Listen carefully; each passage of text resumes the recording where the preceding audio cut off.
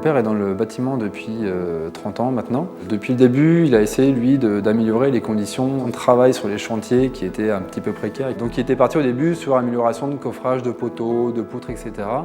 Et l'escalier, finalement, c'est un peu la partie la plus compliquée je dirais, dans l'œuvre de la maçonnerie en général. Il y avait un savoir-faire qui manquait énormément, contrairement à un coffret, un poteau ou une poutre qui est assez facile. Calculer un escalier et le dessiner, c'est un peu plus compliqué. Donc du coup, on était parti là-dessus.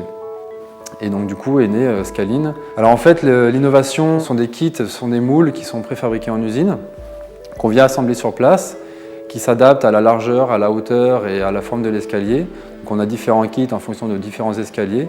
Donc au lieu de mettre par exemple 24 heures en grosso modo pour un maçon pour faire un escalier, un coffrage, nous on va mettre 6 heures. À l'heure actuelle, on est 3 coffreurs, chacun a sa navette Scaline, équipée de matériel, d'outillage, de façon à pouvoir réaliser un coffrage en moins d'une journée sur n'importe quel site, n'importe quel chantier.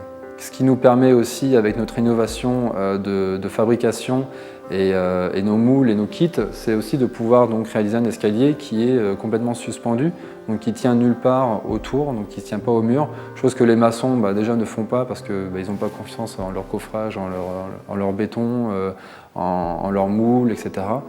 Chose que nous on propose systématiquement maintenant. Ce que Scaline arrive à créer, c'est du second œuvre lié au gros œuvre. Parce qu'un escalier c'est du gros œuvre, c'est du béton.